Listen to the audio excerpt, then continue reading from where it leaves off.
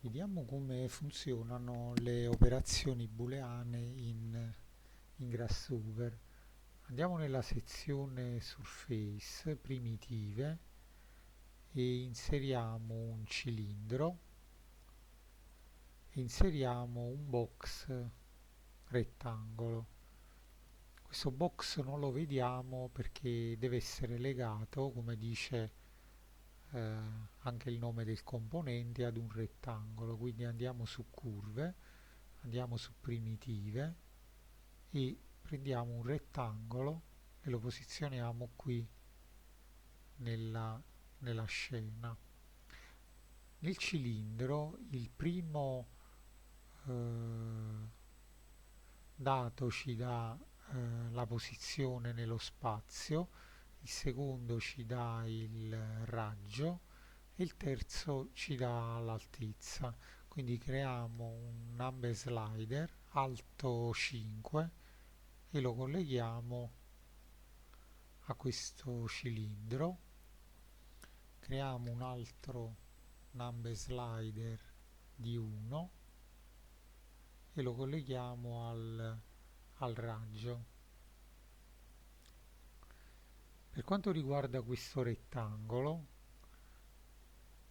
queste sono, diciamo, le dimensioni. Questo è l'eventuale raccordo sugli spigoli e questo qua è il plane in cui è posizionato.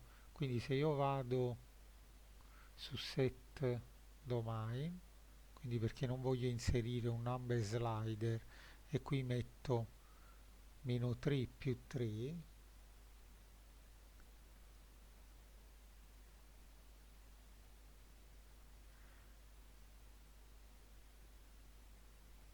qui metto meno 3 e più 3, ottengo un cubo di 3 per 3. Ora lo vado a collegare al mio cubo,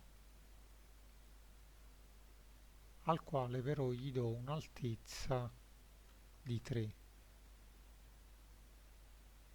in modo tale da creare una intersezione tra questo cilindro e questo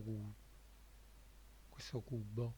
Ora vado su intersect shape, differenza tra solidi, quindi in A mettiamo il solido che deve essere bucato, in B il solido che deve ricevere il buco. Andiamo a nascondere, quindi cliccando tasto destro preview, quello che ci ritroviamo è il cilindro forato. Quindi ho dovuto nascondere i componenti iniziali affinché si vedesse solo il risultato dell'operazione booleana.